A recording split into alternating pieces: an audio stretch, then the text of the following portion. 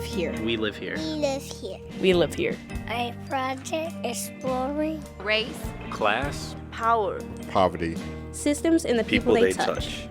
I'm Emmanuel Berry. And I'm Tim Lloyd. And from St. Louis Public Radio. This is We Live Here. On today's episode... Hey, this is Janice calling from the Public Defender's Office. I'm reminding you that you do have court tomorrow. You have a right to an attorney, but what happens if you can't afford one? So the woman on the phone that we just heard is Janice Lampley. She's an assistant public defender for St. Louis County. And her job, like all public defenders, is to represent people who are accused of a major crime. Like the Miranda rights, we see them on TV. They go something like, you have the right to remain silent. Anything you say can and will be used against you in a court of law. You have the right to an attorney. If you cannot afford one, one will be appointed for you. So we were curious what it's like to be an appointed attorney, a public defender.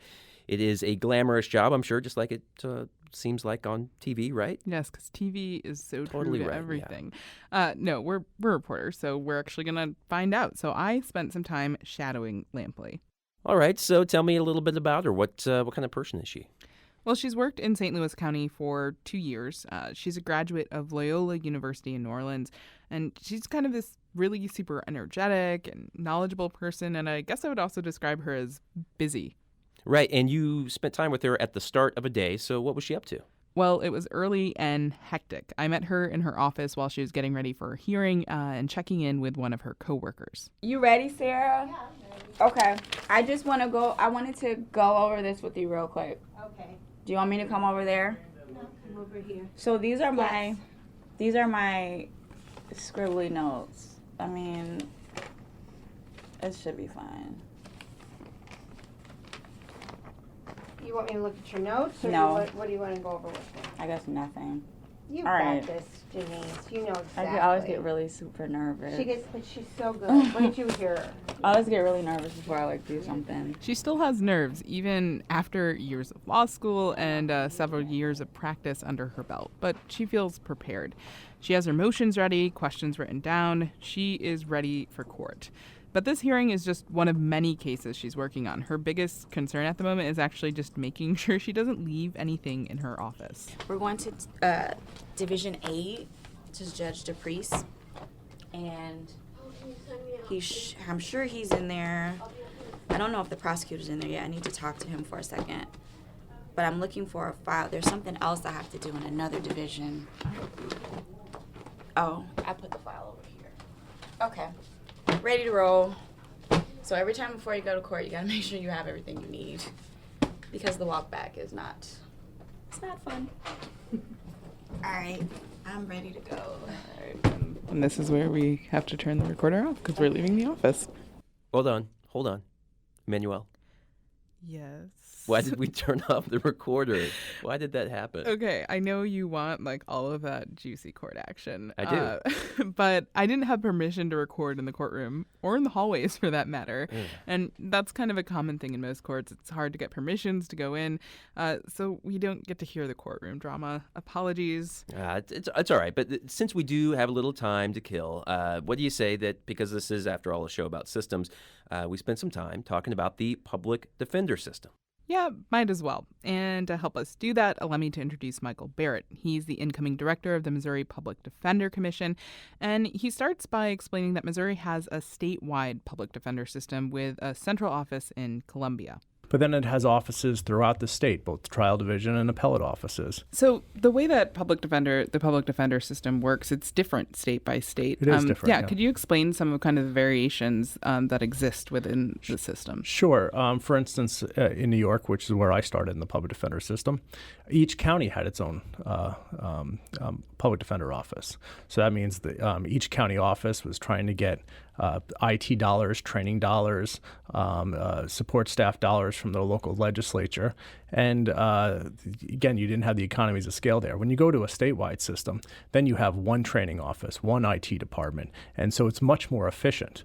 Now, that's That's how it should be set up. And we're really a model nationally. What we just need is more resources. Resources as in money. But doesn't it always come down to money? Yeah, so it seems. And Barrett says inadequate funding is a long-standing complaint among public defenders. And, we've always cried that we're inadequately funded, that we don't have enough attorneys to represent the sheer number of cases that we have.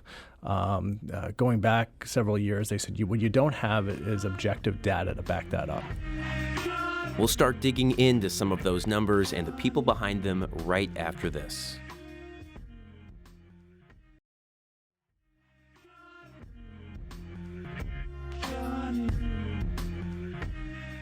The American Bar Association commissioned a study to assess just how busy public defenders are and to set workload standards. What they found was that public defender workloads were so heavy that it can prevent them from spending a reasonable amount of time getting ready for cases. For example, according to the study, professional norms determined that attorneys should spend, on average, a little more than 47 hours when working on a felony charge like burglary. But the study also found that public defenders in Missouri were spending an average of only 9 hours working on that burglary case. In other words, public defenders have too many cases and too little time. Right, and Barrett says that can potentially shortchange a defendant. And it's not because they have bad attorneys, but because public defenders have too much to do. So what about our public defender, Janice Lampley? What's her workload like? Yeah, Lampley, back to that. Where were we? You just turned off your recorder? Yeah. Okay. We were in the hearing. We went to the hearing. And after the hearing, I followed her to another courtroom where she met with the judge for another case. And then she talked with some prosecutor for another case. And there was never really a pause to the day. And then I have a DLC call at 3 o'clock that I have to do. And today was a lighter day because I knew I had some other stuff to do. And that's all for today, other than I have 7 people on the docket tomorrow. So after that, I'm going to prep for tomorrow, do some jail visits if I can get to the jail. My red light is on, so I have voicemails. I'm responding to emails right now from this morning, and I've not gotten to my physical mailbox yet. And it's 12:20, so the day goes by very fast. Her current number of cases is just over 100, and they're mostly felonies. Wow, she is busy, and I bet so are a lot of other public defenders. But I have to ask, though, is it true that their caseload is any worse than anyone else working in the criminal justice system? Oh, there are definitely people who have questions about the ABA study. I'm sure. Which, again, was the one that found that public defenders are overworked and underfunded. Police, prosecutors, crime labs, courts, public defenders all face funding challenges. That's Platte County Prosecutor Eric Zond. We have put a tremendous burden on our criminal justice system, and sometimes without fully funding that burden. And so all of those entities in the criminal justice system, starting with police but going all the way through to our judges and court clerks, face very large caseloads and challenges when it comes to managing those caseloads. Zahn says the system is burdened because we use the criminal justice system to solve society's ills. We send a lot of people through the criminal justice systems whose problems began not because of anything within the criminal justice system, but because of something outside the criminal justice system, whether it's socioeconomic issues, education issues, family issues. But the criminal justice system often ends up being a repository for those issues. All right, so everybody's feeling super stressed out and totally underfunded. What are people trying to do about that? Well, there are many different ideas, and public defenders have tried a few different things, some of them successful, some not. For example, there have been several legislative attempts to have the department's funding increased, but none of those have ever come to fruition. But there's still some measures in place to keep workloads from climbing higher. There are financial qualifications. Michael Barrett says you cannot qualify for a public defender if your income exceeds 100% of the national poverty guidelines. If you're a single mom with a child, you cannot make more than $15,930 a year. So if you make $16,000, and we all know how far that goes, you don't qualify for our services. It's we're not happy with this standard, but as it is right now, we don't have the lawyers to represent the clients that we do have. So that we did impose standards several years back. Now, if we deny someone based on their economic situation, they can appeal to the court, and the court can assign us to represent them, and that happens in a number of cases. But it does raise the question of, if they can't afford us, are they getting private counsel? Where are they getting $5,000, $10,000 to put down as a retainer to hire private counsel? And you have to think they can't. So what happens to these individuals? And Barrett says that means some people might be slipping through the cracks because they make too much money. And then there's others like Deborah Jones. I went into court today and I was denied a public defender.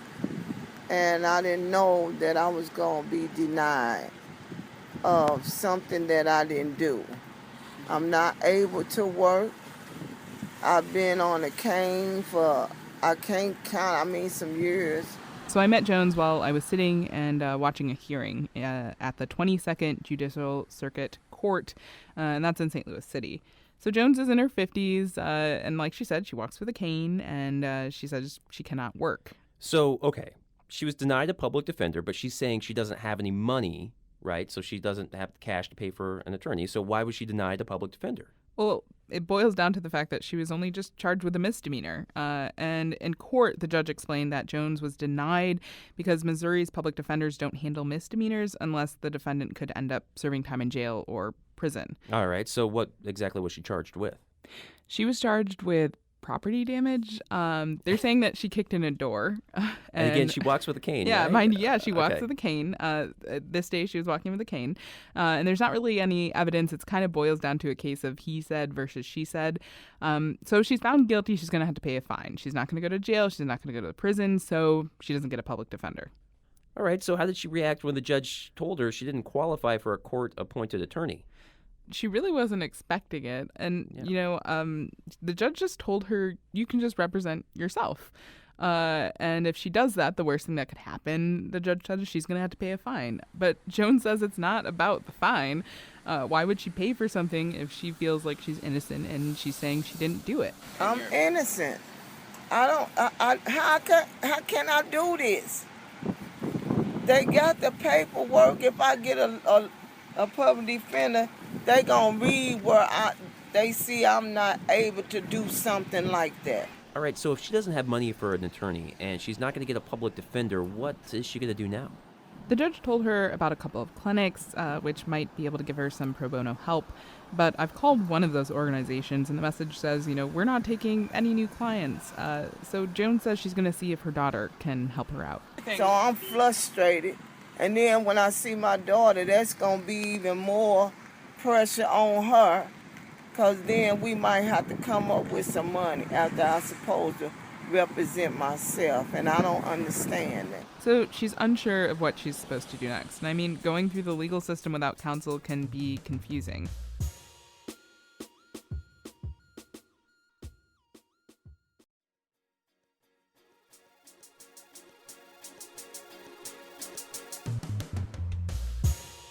All right, let's pick things back up. Emmanuel, you were saying before the break that navigating the legal system can be, shall we say, confusing. I spent the past few weeks in courts, and I was just observing, and I was completely lost, to be honest. Anything in particular? Like, give me some specifics. Okay, well, spatially, where am I? Where am I supposed to go? But even just trying to follow what's happening in the court. Janice Lampley, our public defender, says it's a difficult system to navigate alone, and that's part of her job, guiding clients through the process, which includes reminding them what to wear and when to come to court. This is Janice calling from the PD's office. Are you screening your calls on me? This is Janice calling from the public defender's office. I'm okay. You screening your calls? Yeah, the number. That's how the number comes up. So look, I can only talk to you for a second. I'm just making sure you're coming to court tomorrow. For all the work Lampley does, she doesn't get paid a lot. She's an assistant public defender level 2, which means she makes around $45,000 a year, which is decent, but she went to law school. Of course I have student loans. Yeah, I have Sallie Mae, which is now Navient or whatever bought them out, and my federal stuff. So, and the thing that sucks is when you are 18 and all you know is my scholarship doesn't cover my salary, you don't care if it's a private loan. You're like, all right, well, I need my school paid for. But now, like what sucks is for the private loans, they don't care if I work in public interest. They want their money. Fed loan works with me a little bit more, but it's hard. Yeah. You don't want to be an adult and feel like you're kind of living check to check a little bit. Oh yeah, no, I don't. But I'm in the same boat. Yeah, I got a journalism degree. Yeah. I mean, So journalists can relate. I mean, the pay is not great, but she has a law degree. She could make a lot more money in another sector of law. So why public defense?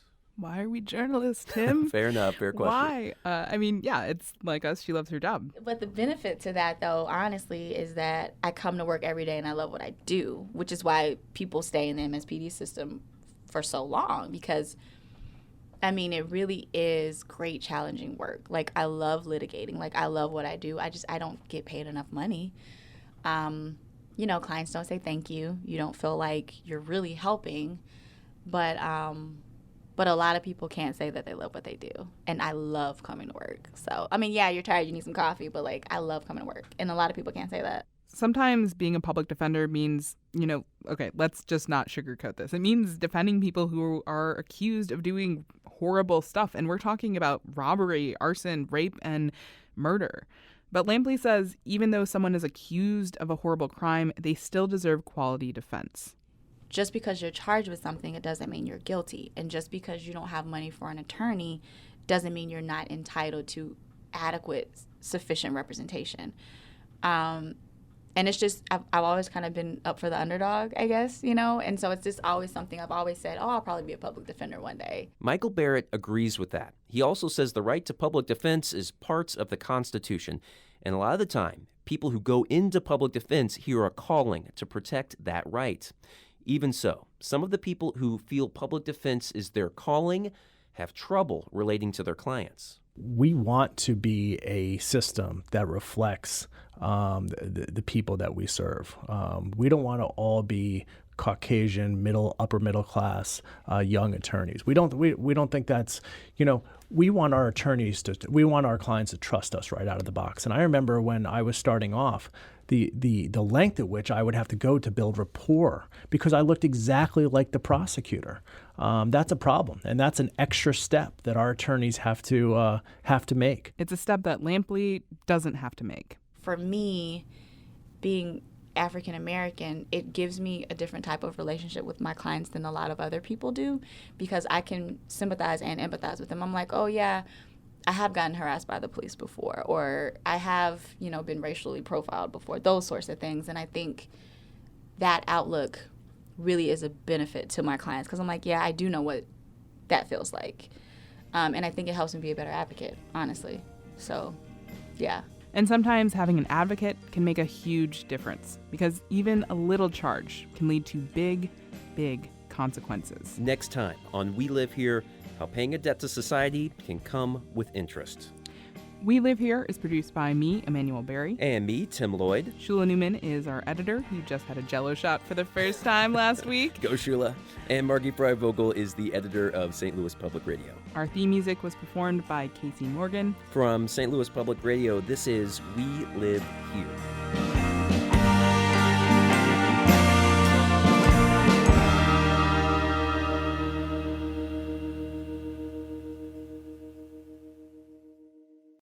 Support for this podcast comes from the Corporation for Public Broadcasting.